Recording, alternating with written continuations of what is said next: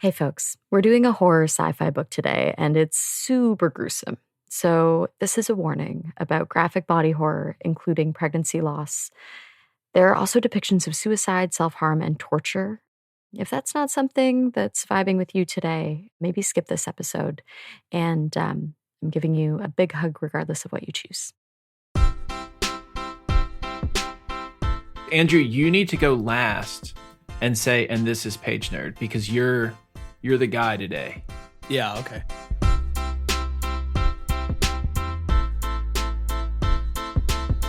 I'm Tommy Guy. I'm Rick Vieweg. I'm Sarah Stockdale. And I'm Andrew Corway, and this is Pagenerd.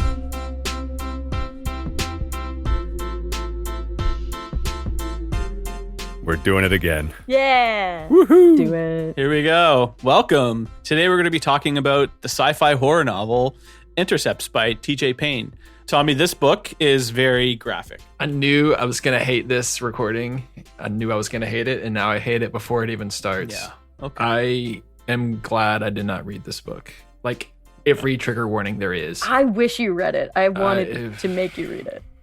In many ways, I'm like jealous of your reaction because I feel like when I was reading this book, the gross out stuff that they're trying to make me gross out, like I have no physical reaction to it whatsoever. I feel like I have like the older I'm getting, the more like desensitized to all that stuff. So, but I remember like when I was a kid and I would go see like Twister in theaters, I'd be like, oh shit, the storms. I'd be like a little scared from that, you know? They're trying to get the wind secrets from the tornadoes with their robots. And then I watched the new Twisters that came out like 2 years ago. And like nothing, like I'm like, why would the storms be chasing these people? So I'm a little jealous that you still have like visceral reactions to stuff like that. I think it's worse in books. Yeah. You know? I skipped over paragraphs. Oh, and wow. I was reading it for the second time. Oh. And I was like, Yeah, oh yeah, we'll that's read going to this. happen. And I Yeah. just like was like, when does it end? Great. Before we begin, I do just want to let all of you know that I have done zero prep for this. I'm so sorry. I intended to. So I read the book and I read the book so and much everything. Like prep. it's all done. No, but I'm supposed to be the science guy and I didn't do any science research. So it's all going to be off the dome. And I was very sick this morning. Oh, no. So I'm feeling better now, thankfully. Unprepared you is good. That's 3 out of 4 of us are sick. I'm sick. Sarah's kind of sick.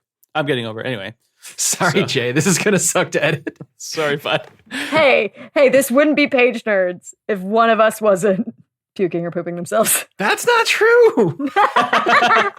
It's just me and Rick. Wait, dear listeners, we are not actively pooping all of the time. Tommy's too healthy for this. Only some of the time. Some of the time. No one's going to come to the live show. They're just going to vomit on stage. Some sort of weird performance art. It's not weird. It's fun and inclusive.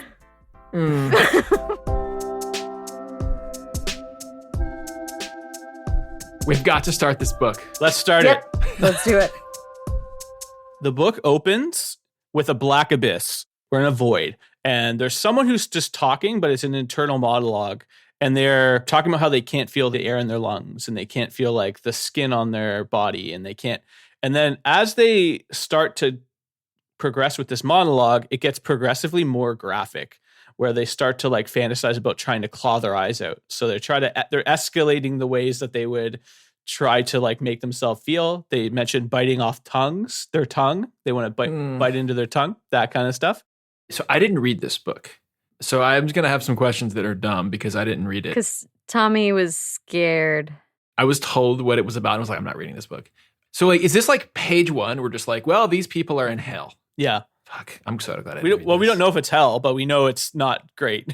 Yeah. We know it's one Okay. person experiencing this. It's one person and they're like sensory deprivation, but in a tortury way. Yes. In like a complete way. Then at the end of this kind of, I would say like this prologue, I guess, the person who's talking about feeling, they mention a name, Joe Gerhardt. They say something like they want to kill them or something like that. Bring them pain or torture him or something. Yeah. Make them experience this. Yeah. And then we jump into, I guess, reality. So we're no longer in the abyss. We're in the point of view of a young PSW type person named Carson.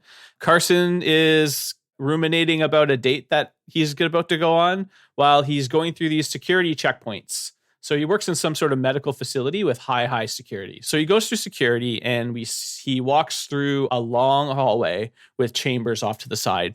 And within these chambers are people just lying down in gowns, and they're all comatose, sort of. They're moving, but they're not like reacting. Like you could tell like they're out of it.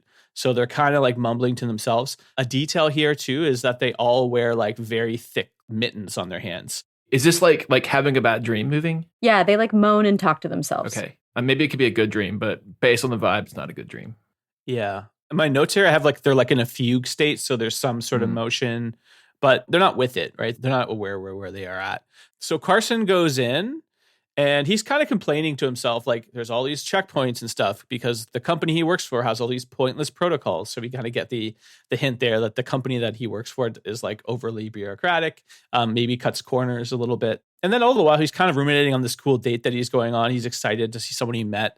He's kind of in a rush. He stops at the chamber of a patient named Bishop. As he's tending to Bishop, he doesn't follow protocol. He takes her mitts off, I guess to wash her hands or something like that. But he doesn't put the mitts back on. He's in a bit of a rush. And Bishop, even though she's sedated, she reaches up and yanks his respirator off. He starts to run, but the room we find out is filled with this like sedative gas. That's why he was wearing the oxygen mask. And he just falls over and passes out.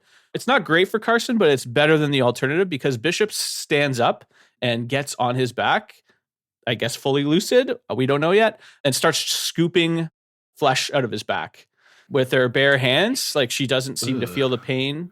So at one point, I think it's described as like tatters of his flesh dangling from her fingernails after that. So glad I didn't read And he's like scooping actively through Carson's body. She's like digging tunneling. organs out. Yeah, exactly. Okay, so the hands thing, like they had the oven mitts to protect like the guards. Yeah.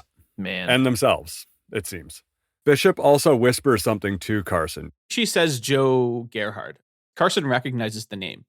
I think that's what he spooks. He kind of leans back, and then that's when the mask gets ripped off. Yeah. And he tries to get away, but doesn't work. He also tries to report that something weird is going on. Like he calls in like, hey, I'm hearing some things, and like can't talk any more than that, right? Like he does try and call it in.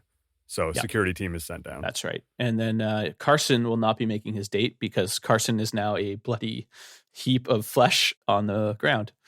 And then that's the end of the scene. How many pages in are, and we've just like all of this? Like 5. Oh, yeah. God. Yeah, dude. Like quick. Okay. So this book is just like heavy. Yeah. It's a quick read. It's not very long, but it's pretty intense. Yep. Yeah.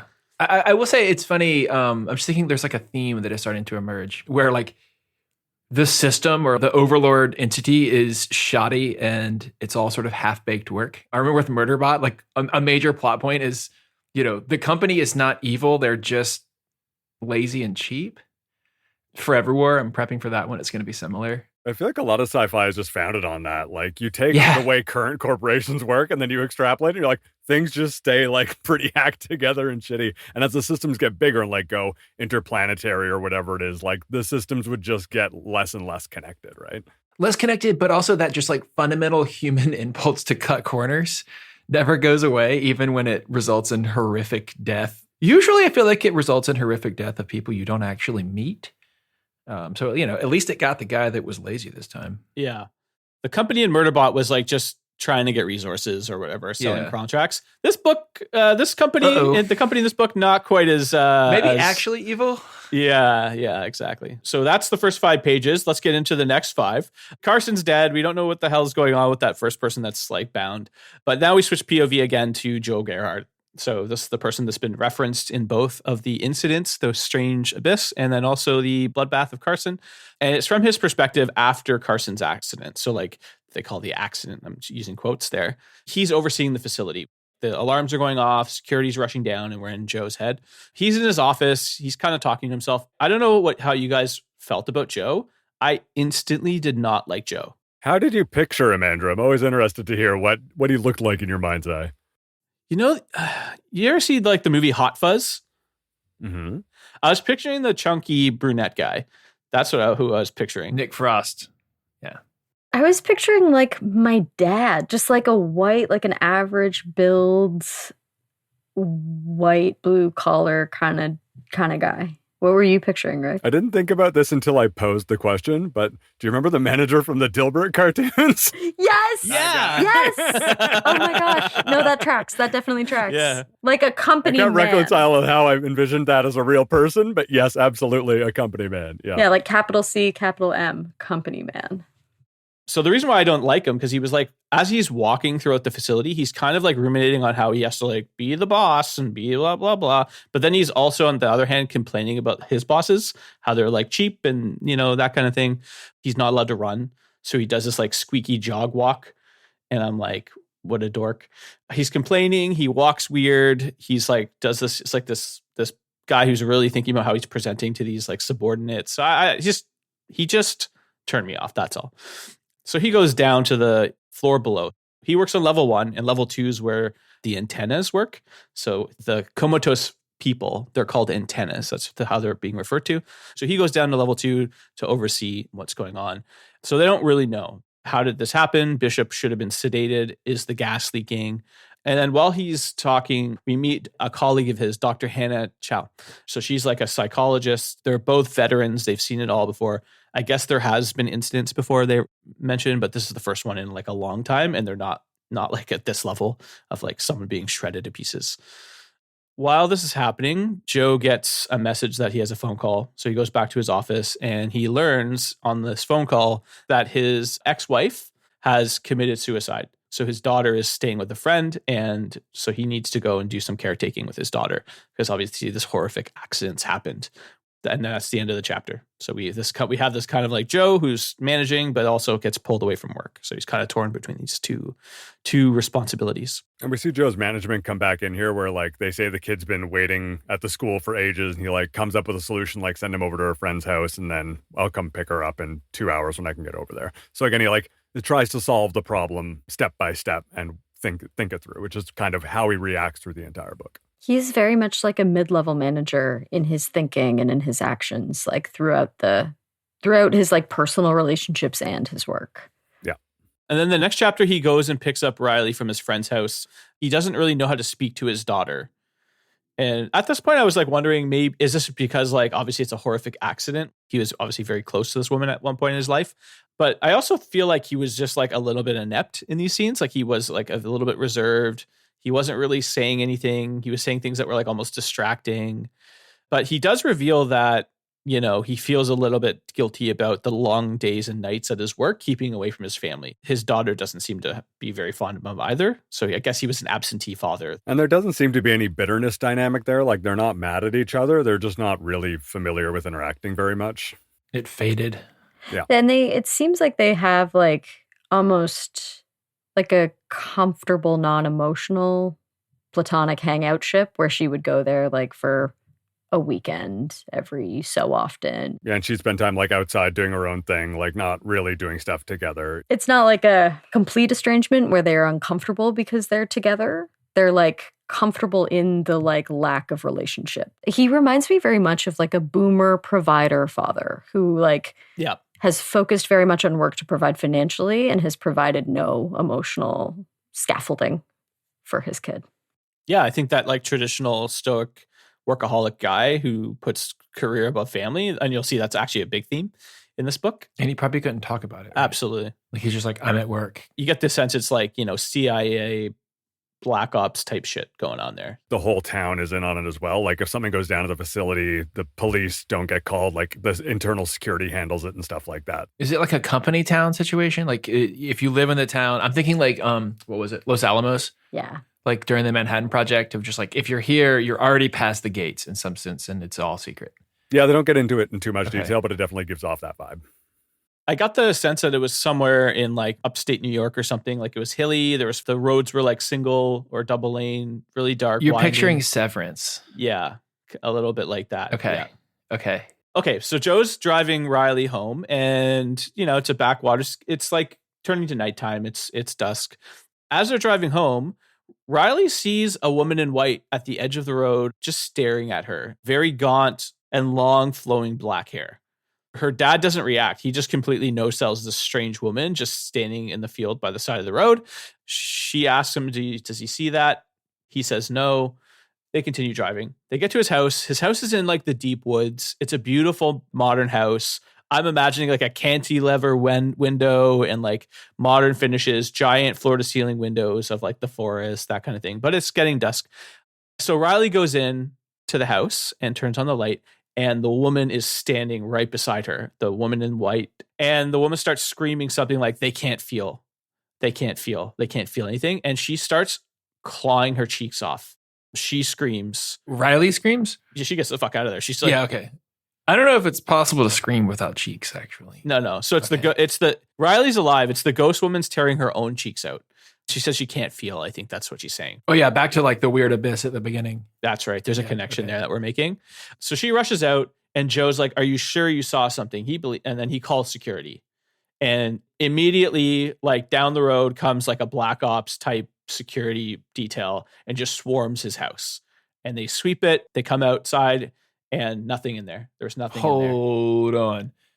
So there wasn't like a lot of blood. There wasn't any sign. Okay. Nothing there whatsoever. I really like this scene. The head of security's name is Tyler. How old's Riley? Like 17, 18? Yeah. It's like a high school. Yeah. Yeah. She mentions that like there's just grown adults who do not know the difference between a 9-year-old and an 18-year-old. And Tyler's one of these people because he's kind of like patronizingly being like, oh, there's nothing behind the curtains. He comes across like a doofus, but I think he's like legitimately trying to calm her down. Like nothing behind the curtains, nothing under the bed, like that kind of thing. And she's just like rolling her eyes like, what the hell? They get to her bedroom and he's like, there's nothing under the bed. Standing at the foot of the bed is this woman who is continuing to tear her face off. And her dad and the security detail and Tyler are not reacting at all. So she starts to be like, they can't see her. Riley's kind of shaken about it. She's starting to wonder, are you having a health crisis, that kind of thing, because of the mom's suicide.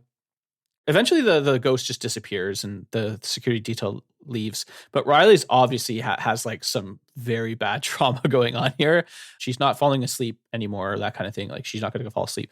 Joe goes to his office in the house, and it's revealed that he has all sorts of hidden cameras around, hidden in the house.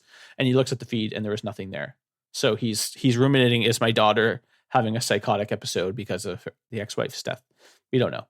And he has to log into all his work stuff to get access to those cameras. You assume that his company also has access to the feeds that are in the house. And there isn't one in his daughter's room, importantly. He fought to make sure there wasn't one in the room itself.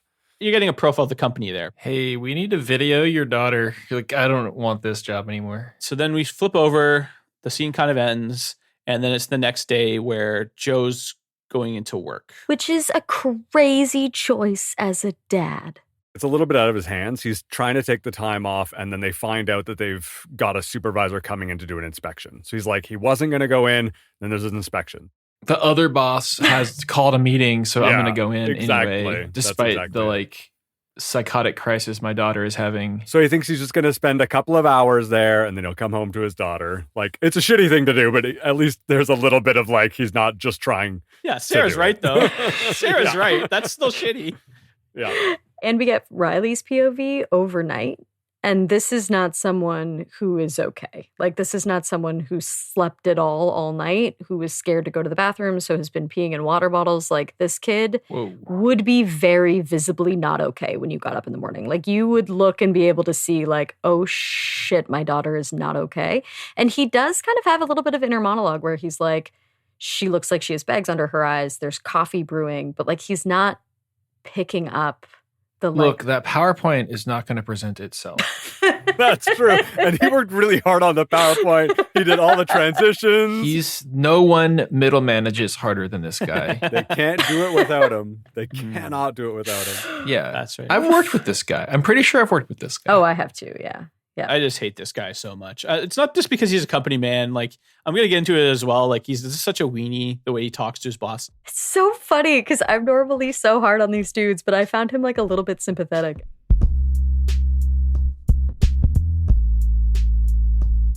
We meet Joe's boss back at work. He's kind of a G-man type, mysterious, black. I think I got the impression he was wearing all black kind of thing. He's a government employee, agent or something like that. Could you imagine, by the way, if you were a real government employee and you showed up wearing all black, being like, I'm important? It's no, you're fucking not. You also made PowerPoints all day. Yeah, but more important PowerPoints, Tommy. Maybe. More secret. More secret. The boss's name is Javier Aguirre. Everyone in the book just calls him Have, don't they? I think he says that and then no one ever does. Like, I think it's one of those, like, everyone calls me, but nobody does the whole time. Yeah. Nobody likes you, Jav. Yeah, you suck. That's a great detail. Let's call him Javi. It's easier.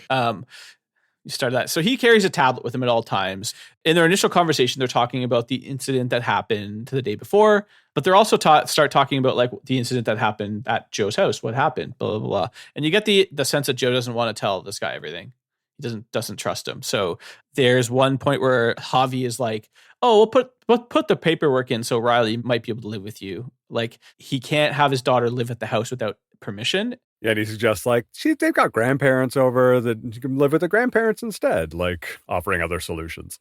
I got the sense that it was also like, but if you have your kid at home, you can't work all the time. So maybe grandparents? Like I kind of got that energy from it too.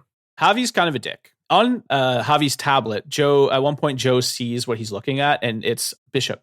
So it's the antenna that tore up Carson the day before. She has long black hair. So it's her before she became this comatose shaved head patient. So I don't know if I mentioned this before. All the antennas have like their hair shaved, and all of like the identifiers, including tattoos, have been removed. So like you don't know who they are. But he peeks at her tablet, and Javi has Bishop before she became Bishop, and she has long black hair. So we're starting to put the pieces together. Riley's seeing Bishop, right? At this point, we kind of can make that jump. Here's like, okay, I didn't like Joe from the beginning. I felt like the way that he spoke to Javi, I think Javi's a jerk too. Don't get me wrong. But he was like, oh, Carson got torn up because, we need more funding for 2 people. And I remember instantly thinking to myself, I'm like, that's not how you do that. Oh, yes, you do. You have not worked in big enough companies. I just like, no. Oh okay. my God. But the way he did it was he wasn't talking about like any sort of metric, any sort of like value. Nope. He was just basically like, we need money. Specifically, I need people. Me. Like middle management. How do you go from middle management to slightly less middle management? You manage more people. Well, he's down one. So there's an open head count right there. And then, hey, this is an opportunity to get some more people because I don't want my people dying. I mean, like, it's expensive to retrain them. There's your metric. Tommy, what you just said was way better than what Joe said. Joe's just basically complaining. I'm a good middle manager. Yeah. I might give you some more money if I was Javi. I hated them both in this. Like, I thought, wow, Joe is shirking accountability and responsibility, and Javi seems like a total snake. Like, he just seems like the kind of guy that would be like, oh, I'm so sorry about your daughter. Well, he's like shanking you in the ribs. Like, just awful bureaucrats. Can I just say at this point, I love this book so far, having not read it. It's so this good. Just like horror movie, but also depiction of like, well, also it's a horror movie and just like boring corporate setting. I'm like, yeah, okay, this could be good. This is why I love talking about these books too, because I feel like talking to you people, like the nerds, I really get a sense of like how you saw it through your eyes, and it endears the book to me actually a lot more than me just by myself. So I really love talking about these things with you guys. All right, so let's move on to the next. So Joe and Javi move to what they call the control room underground. We're going to witness something called the tuning session. And this is where we start to understand more about the antennas. So they go into this room with 2 techs, Tarek and Chuck. Chuck is kind of like this older, like coasting to get by, wears a Hawaiian shirt to work. He's kind of cool. And then there's Tarek, who's like a younger tech who works the gas, the sedatives and the medical stuff, equipment, that kind of thing. He's younger.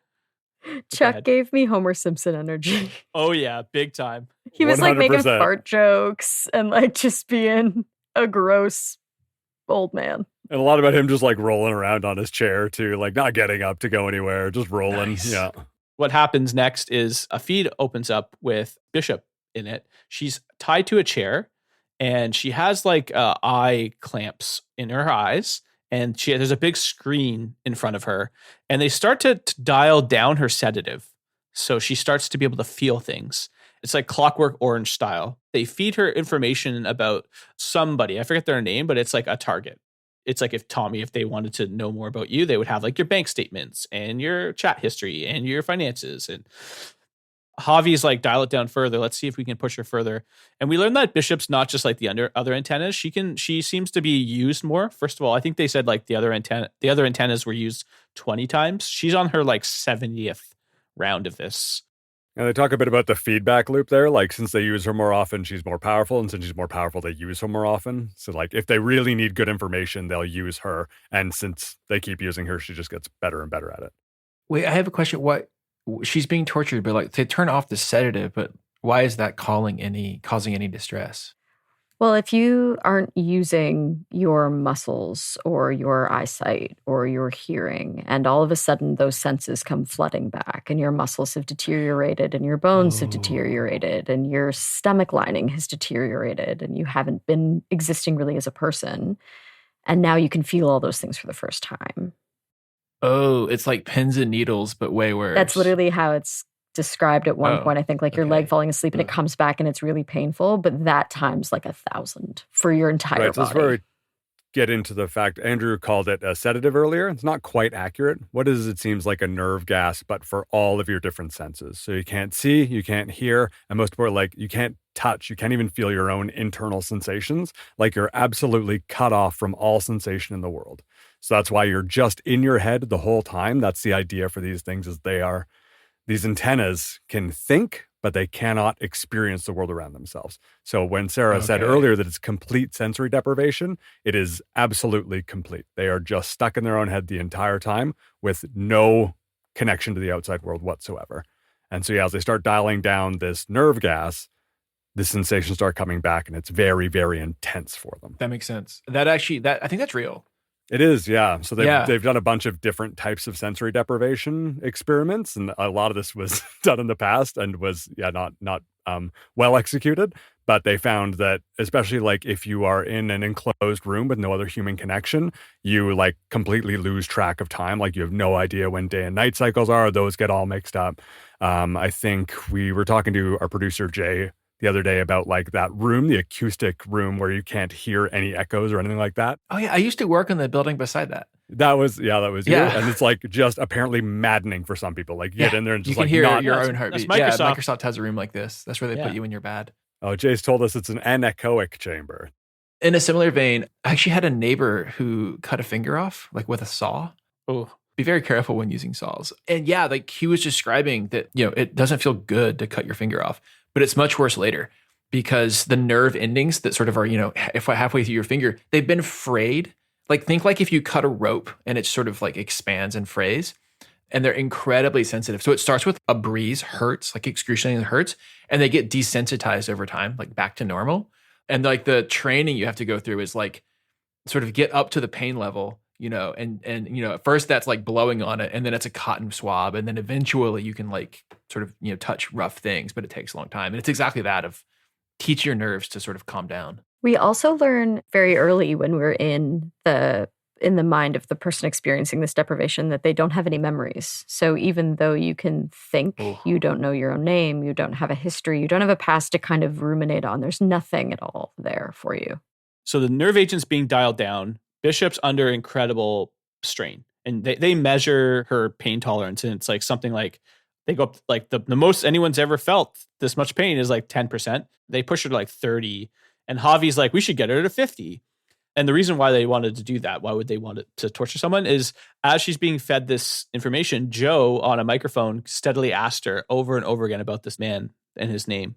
And she starts screaming and she starts producing information about him. So where he is, she sees goats, she sees road signs, I think that kind of thing. And they start speculating, he might be in Turkey, he might be somewhere. So you get this sense that they're trying to locate. They're using these antennas to locate. And when an FBI or CIA agent uses a wiretap to snoop on someone and they get a piece of information, they call that an intercept. So they're using these antennas to create intercepts in some sort of psychic projection type way through extreme physical duress. It kind of reminded me of MKUltra or something, Was that with like heroic doses of LSD and like people just completely come apart? Yeah. That's right. Wow. Man, science is cool. All right, let's move forward. So we see the tuning session and then the chapter ends, and we're treated to Riley's point of view. So the daughter, Riley, she's like staying up all night. She was peeing in bottles and she wasn't drinking water because she didn't want to go around corners because I guess the woman could like appear. You know, when you're scared as a kid and you don't want to like do things and you're petrified with fear. I feel like they captured that really, really well with Riley. So she's coming with all these like really backwards, strange ways not to be jump scared. It says that she hasn't slept for 2 days. So I guess Joe's been gone a long ass time. What the hell?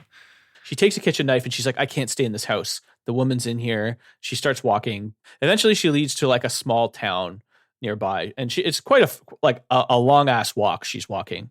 She's worried about getting hit by cars because she's on the side of the road. Like it's just not a great situation, but she doesn't care. She's just trying to panic, get away from this woman.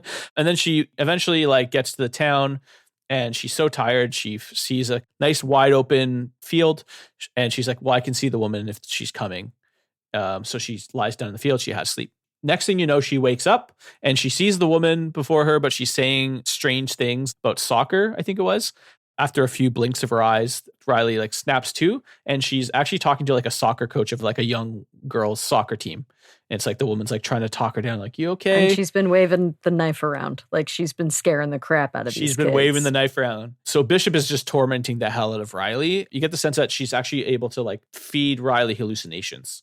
So you get the sense that Bishop is starting to like increase her power over Riley. Like she's able to like have her hallucinate that this woman's like not the soccer coach is like a demon or something like that.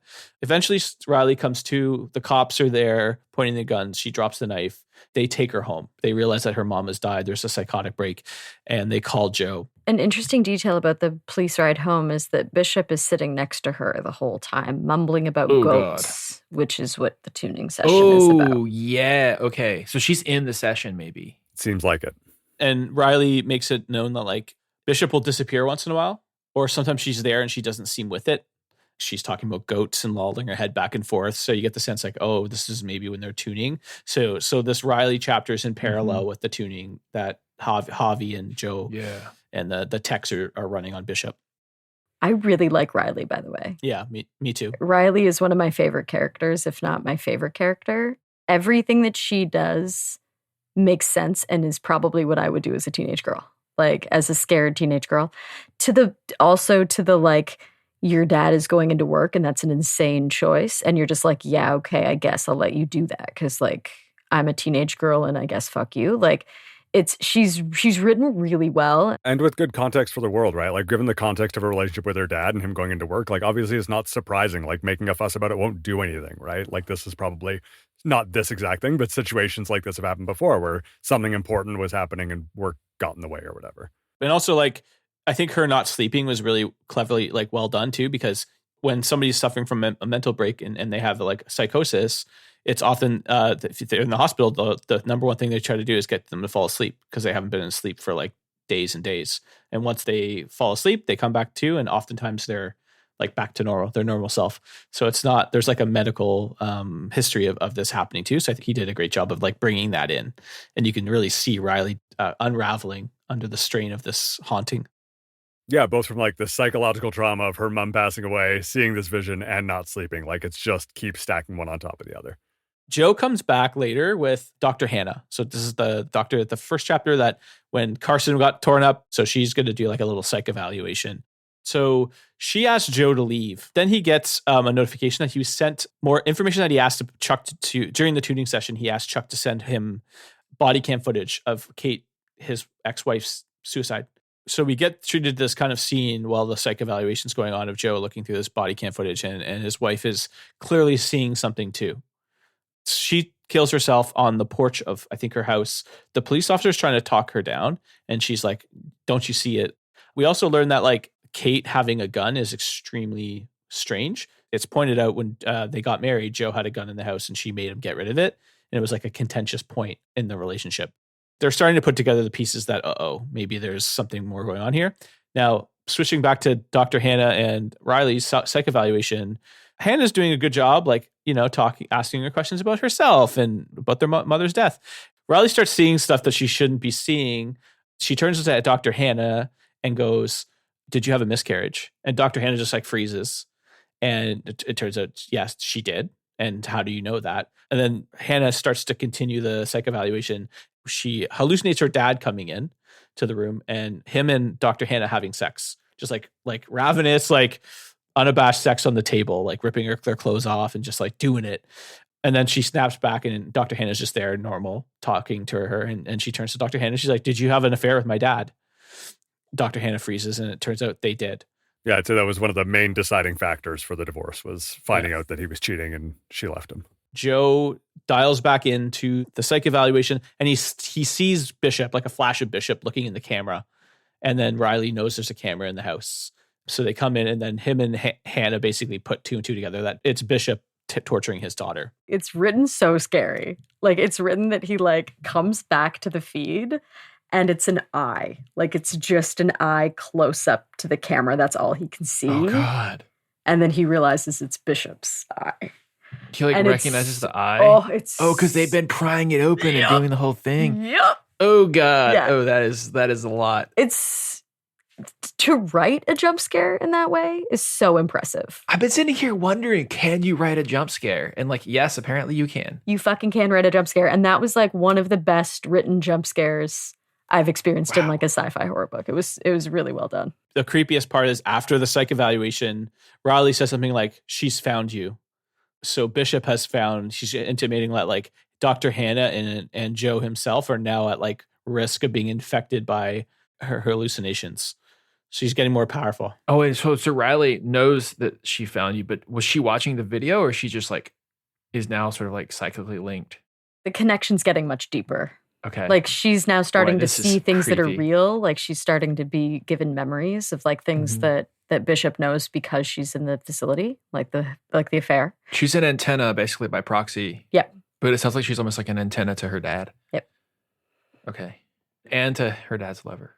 The way that Riley kind of describes is like she's kind of building like a door in her mind as this is happening, and then eventually like she finishes the door. Yeah, and Bishop is now just a permanent fixture in Riley's life. Like, Riley says that Bishop is always sitting beside her, like she doesn't go away anymore. Wow. Yeah, overnight she tries to she gives her hallucinations that the house is burning down and that Joe gets tortured in the fire, and then she's trying to get her to jump out a window, stuff like that. She's trying to get Riley to kill herself. This kid is like smart and acts exactly how I think I would as a teenager, where when you realize nothing is real, you just shut down. Like, she just like completely shuts down. Like, she's not reacting to anything.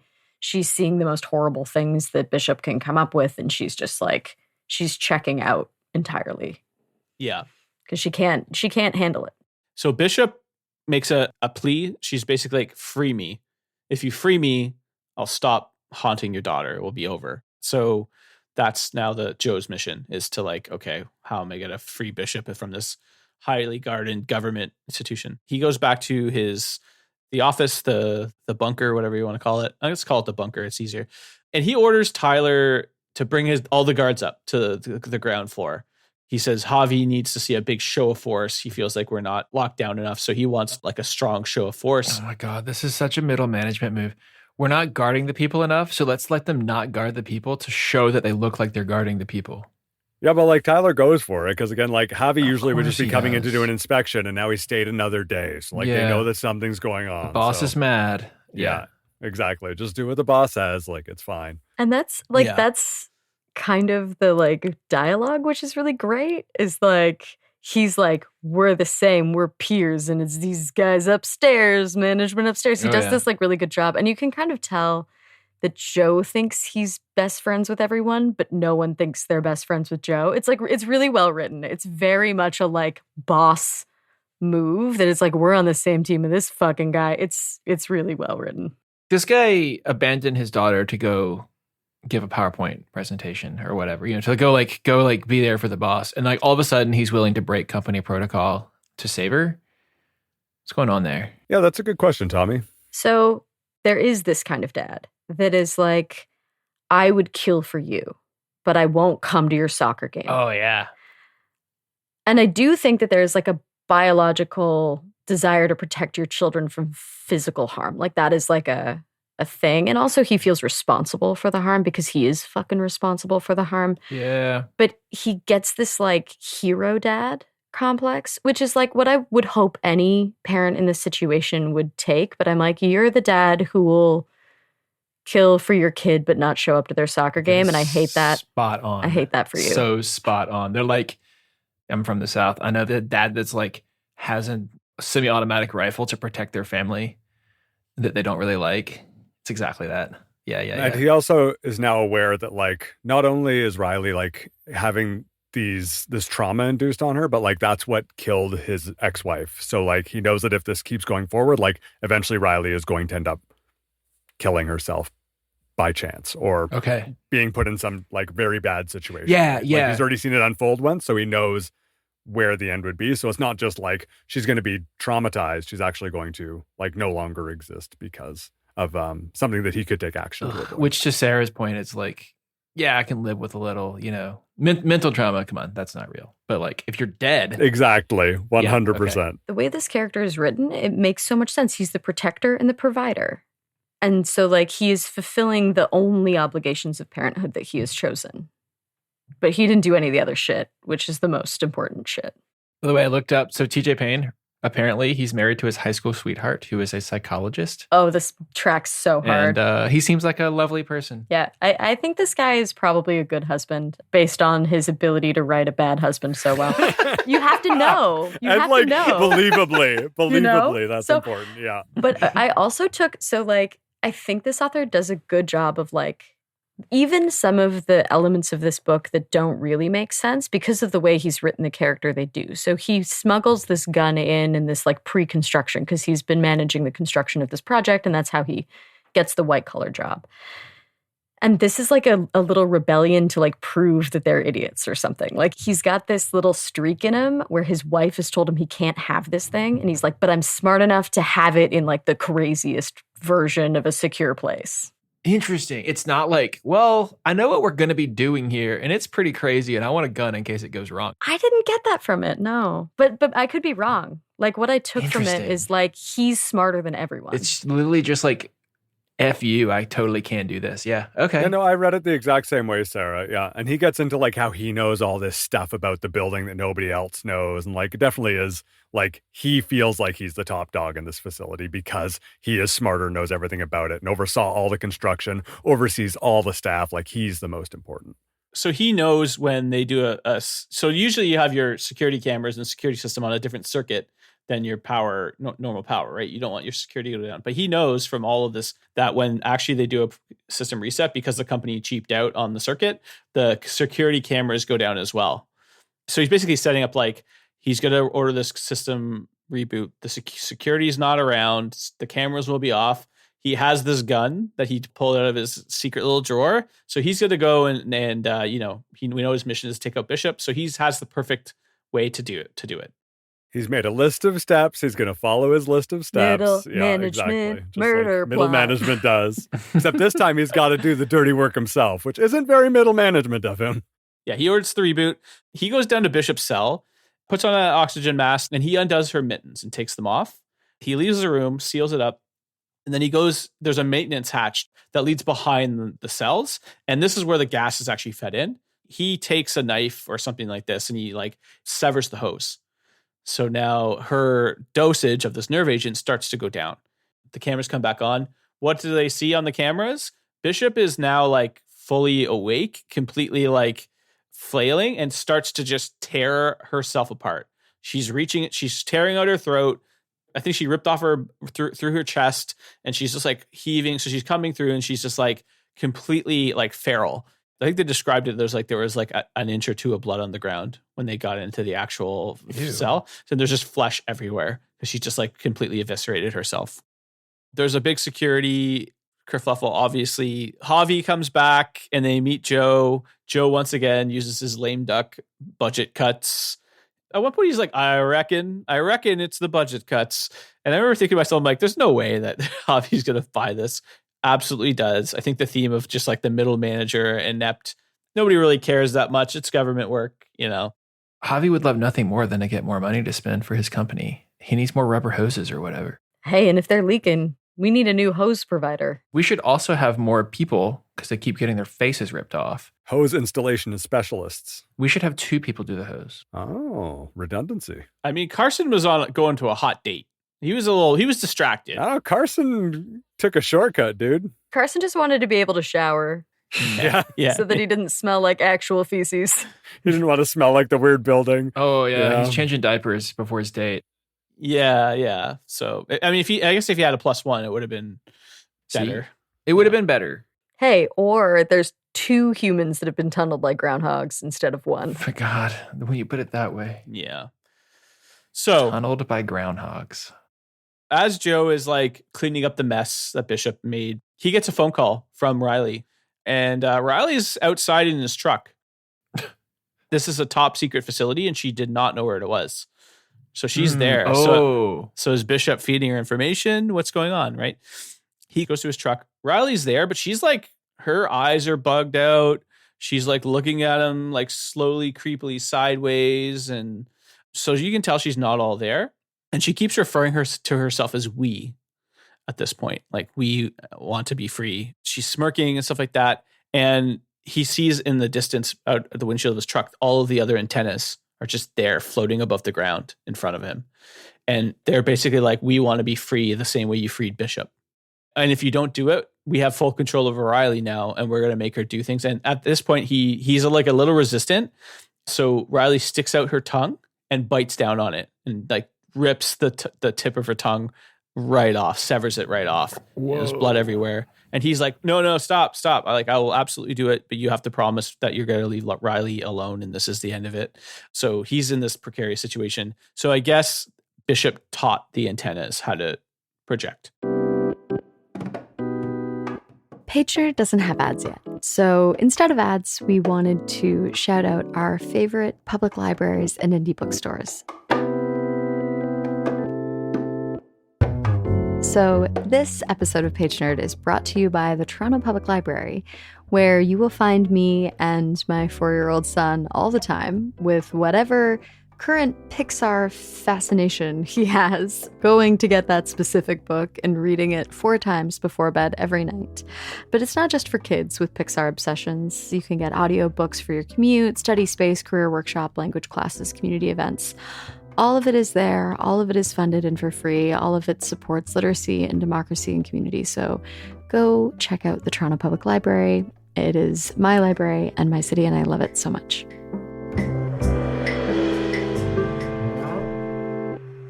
Anyway, we are at the apex of this horrific horror story, and we did a hardcore pivot into an unpaid ad for Toronto Public Library. Just needed a break. But honestly, like it feeds the soul, and everyone should use the library.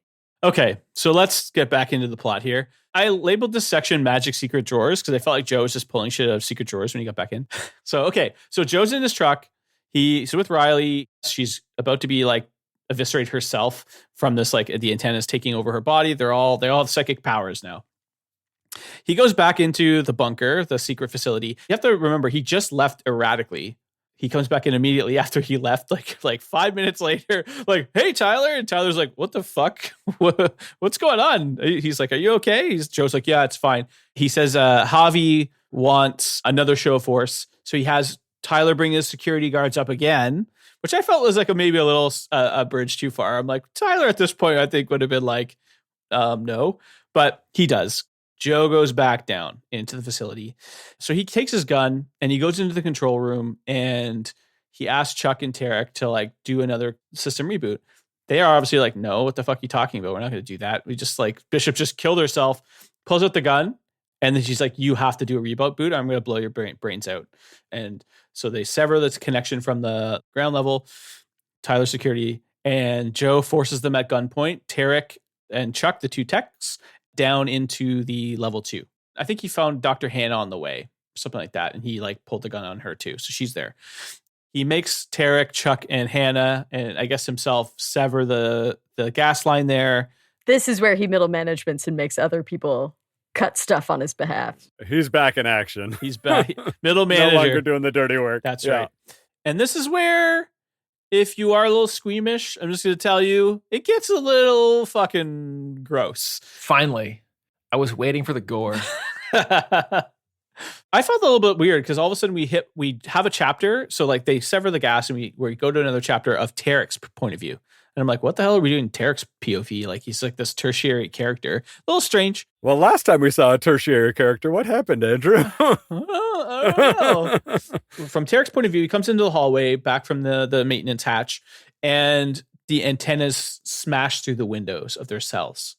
And the antennas start charging Joe, Hannah, Chuck, and Tarek. So this is like not what they said they were going to do. They were like, let us be free. We're going to kill ourselves the way that our sister did. Oh, but they broke out and now they're an army. Yeah. Yeah. They're not like Bishop. This is a revenge type thing. Yeah, they don't want freedom. They want fucking revenge. Yeah. So Tarek is the closest to the stairwell.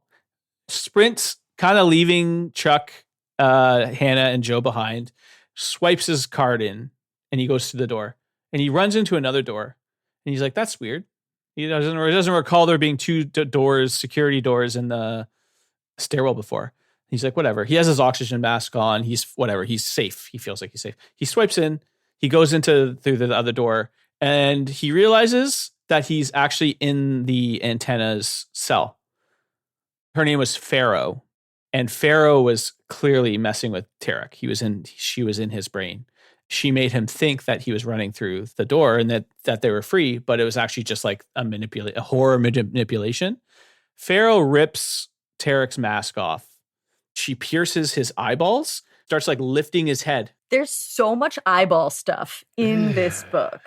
Yeah. I don't like eyeballs, and everyone dies via eyeball. Eyeballs be popping in this book. Yeah, eyeballs be popping. Big fish egg. I don't know. If you only have your fingers. Yeah. That's what you do. Easy point of entry. So poor Tarek's dead. Now we know why he's in this POV. Tarek also had a security card on him, and Pharaoh takes it. She comes through the door and she rips Joe's mask off. Joe's like trying to pass out. Now the sedative gas, the nerve agent, isn't as strong out here, so he's a little more lucid. And she goes into the other cells.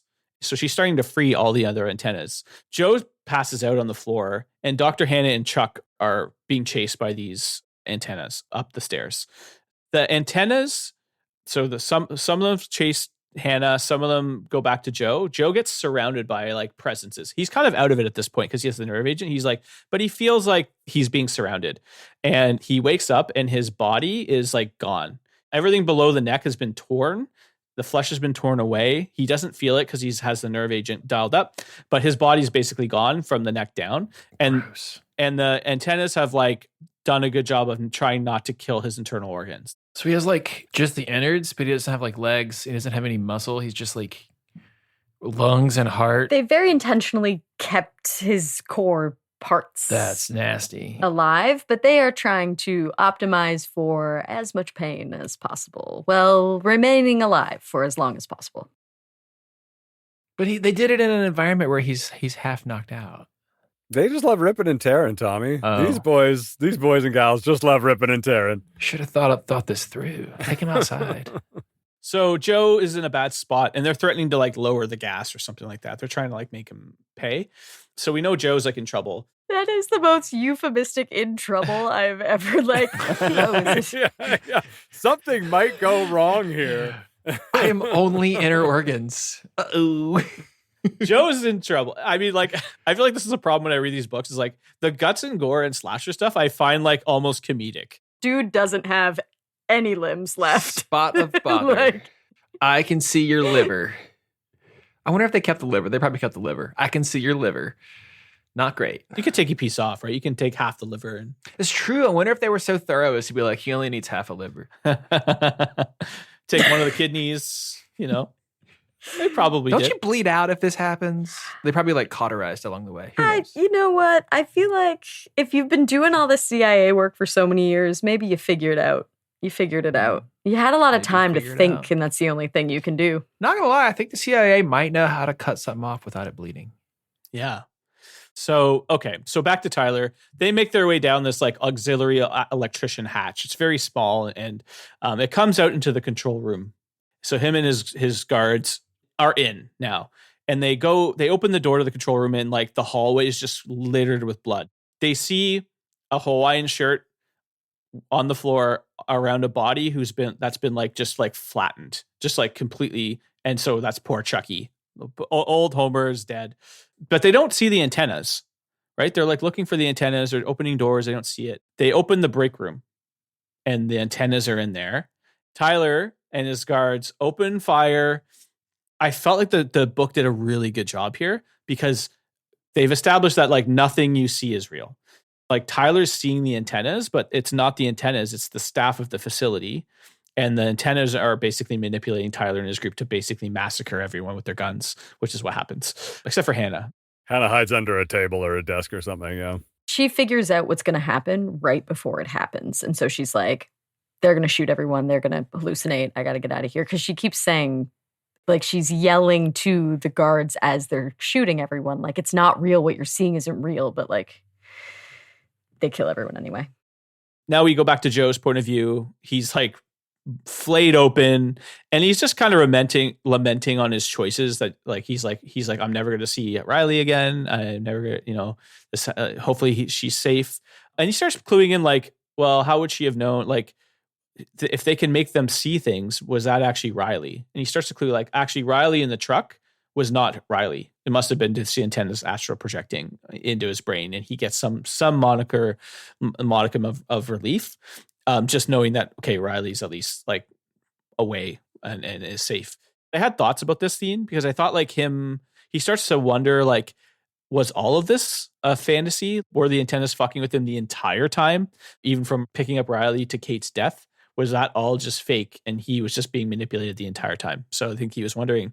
The antennas tell him no. That's like the end of Joe's narrative, essentially. He's like kind of like being tortured by the antennas. Tyler realizes what he's done above ground and comes in to shoots them all. Yeah, he somehow sees something anachronistic where, like, after he shoots one of the antennas, the body is the staff member. So he's like figured out that what he's doing is not what he's supposed to be doing, and then goes and kills the antennas. That's right. Yeah. So that's Joe's end. That's happy ending. Oh no, Joe comes back. Come on. I know, but let me. So the next scene is it's like sometime after this the massacre has happened.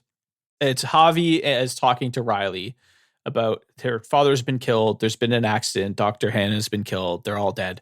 He basically offers, like, do you want to take this sedative that will make you forget? And we're going to give you lots of money. We're going to give you medical psych evaluations for life, college, whatever. So she's going to be, or do you want to, so Riley mulls over, does she want to just like forget, or does she want to like go and like remember her father? She takes the pills. She hears her father's voice saying, like, take the pills and forget about this. Don't go. Because you do also, the way the, like, mental institution situation is pitched is, like, for a while your friends and family will try to find you, but don't worry, we'll make sure they let you rest. So, like, the vibe is, like... pretty clear, like, we're going to disappear you. We're just going to disappear you if you don't take these pills. And so she hears her father say, just take the pills. We don't know at that point if it's the dad, but she hears this voice. You get kind of tuned together. There's a time jump where she's like a year or whatever. She's going to college. She's deciding what college she wants to go to. She ends up going to Hobbs Trailhead or something like that, which is a trail that her and her father always said that she would take her to. And she hikes it. And as she's hiking, she hears this voice. She gets to the mountain and she like realizes it's her dad. He's guiding her. If she goes to this trail and asks him for advice, he'll be able to give her advice. And she's done this before. This isn't like the first time she's gone up and done this. Like every time she has a question, she does this trail and like gets this voice from her father that gives her some guidance. The book has an epilogue where it's just from Javi's perspective, where Javi is establishing more sites. So I guess the antenna massacre at Site B, they said there was Site A. And we learned that Bishop was actually the manager of Site A. Joe was like the Site B. Javi's establishing Site C and Site D around America, essentially. We learned that Joe is still alive, and he's now one of the antennas. Oh my God. But just his organ system. Just his organ system. From the head down, he's sedated, and he's able to astral project into Riley's mind, I guess, because the gateway is there that was established with Bishop. And then I think it also indicates that Dr. Hannah is alive, because there's, at the very beginning of the scene, they don't say Dr. Hannah, but they say an Asian woman. She's an Asian woman. So I think her and Joe are basically now antennas. Wow. And then that's how the book ends, with like the antenna horror will continue. That's how it ends. Don't worry, folks. I gotta be honest though, I'm a little sad about that because Joe's not great by all accounts, but like he's just the middle manager. Well, the kind of amazing like full circle moment at the beginning, in part of Joe's inner monologue, he's basically saying like, we don't know where they came from. They're probably like convicts and serial killers and blah, blah, blah. But I don't want to know where they came from because it humanizes them, right? Like they're people, yes, but we don't really think about them as people. It's brought up they're not even supposed to give names. He gets in trouble for even having named them. They're just supposed to have numbers. And so he's kind of musing a little bit about like, where did they come from? And then the book closes with this, like, it was whoever was in a disaster last will move all of the remaining live employees and they become the next version. I did find myself at the end of this book being like, what? I don't know if I liked the ending. I felt like it was like, in one way I did like it because I think one of the themes is like doing what you're told without questioning authority. And that leads to you being put into the place where someone can enact that horror on you, right? That's like a very obvious theme here with Joe not asking questions about the antennas. So he ends up as the antennas, I think is poetic. But I also thought like the theme of him choosing work over his family, if it truly had been the antennas fucking with him and he basically did all this stuff for no reason and he basically wasted his family, and I feel like that also would have been a good ending. So I was caught between like, did I like this ending or did I like that other ending that TJ Payne proposed where Joe like was just being manipulated the entire time? Like, so I don't know how I still don't really know how I feel about it, but it was kind of a cool closure thematically. This one you get a nice ending for Riley where she's like off doing her own thing. She's set up for life with money and she still like has some connection to her father. And also he finally gets to be a present father in the weirdest possible sense. Weirdest possible way. Like he's offering emotional reassurance and guidance to his kid, which he never did while he was living in the form, like in a normal human. Like he's still human and he's still alive, but he's has to kind of astral project his parenting. But he also gets to do his job really well because he's like a good antenna and he just does an antenna work and then gets to connect with his daughter, you know? Yeah. He's got it all. Minus his legs and skin. Oh, and right. muscles. And free will, yeah. And also like the excruciating constant torture and pain that he is enduring. But like what I kind of love so much, and Andrew mentioned this, is like the bureaucracy doesn't give a shit about you. Yeah. You ruined your life. You ruined your relationship with your wife. You ruined your relationship with your daughter. You were a really good company man. And they would just as happily put you in the cell. It doesn't matter. It's the horror story of capitalism. And I really appreciated the like, it doesn't matter how hard you work for the system is so happy to just fucking kill you or worse.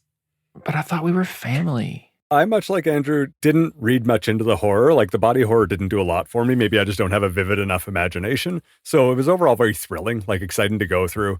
It kept me interested enough to like find out how all this stuff clicked together. And again, it wasn't very sci-fi, but like this idea of projecting yourself into someone else's mind is again something that they've done experiments on, like is interesting at least to like figure out how they're portraying it in this universe. So I found it overall, yeah, a good read. If you have a vivid imagination for this horror stuff, it would be pretty tough to get through, I think.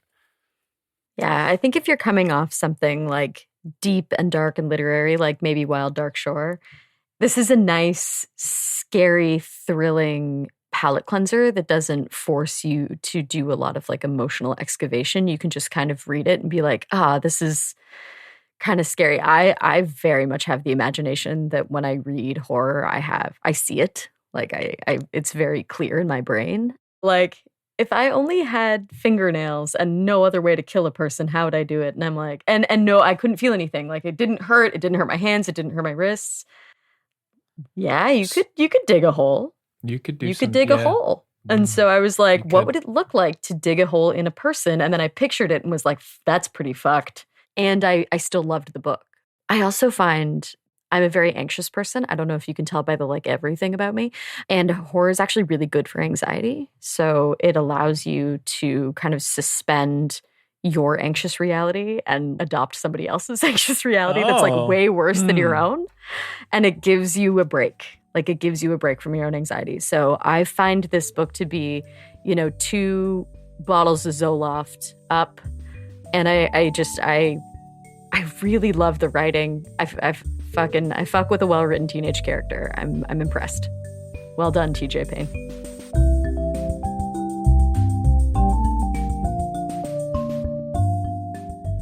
Pagenerd is Rick Vieweg, Tommy Guy, Sarah Stockdale, and me, Andrew Corway.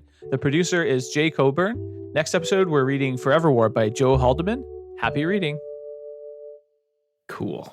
Should I go deeper on happy reading? Should I go deep, like, happy reading? Start high, go low. Happy reading. Oh, yeah. Happy reading. Yeah. Really use the range, I didn't like saying it, so I don't think anyone's going to like listening to it. It doesn't sound good coming out or going in.